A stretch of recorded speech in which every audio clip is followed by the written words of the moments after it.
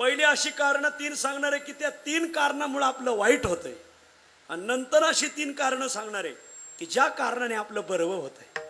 वाईट कोणत्या कारणाने होतंय ते ऐका, आणि बरं कोण्या कारणाने होतंय तेही ऐका. 3 कारणामुळे माणसाचं वाईट होतं आणि 3 कारणामुळे माणसाचं बरं होतं.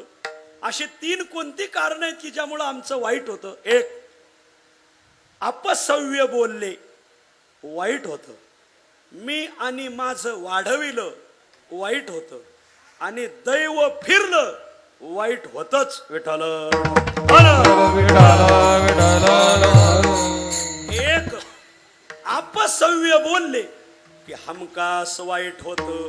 मुखे ते वाईट बोलती ओंगळ,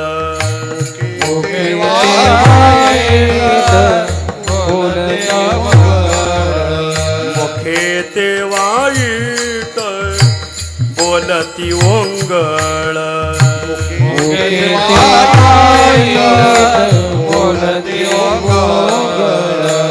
देणे हळहळ करी जीव, देणे हळहळ करी जीव.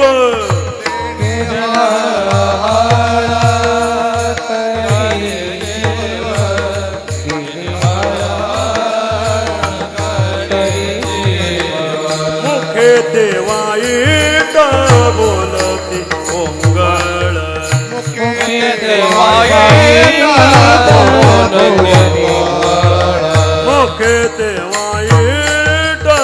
बोलती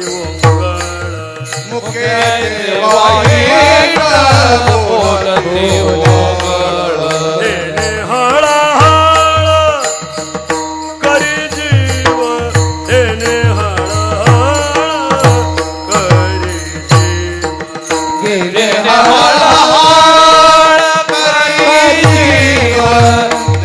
हळहळ करी जीव.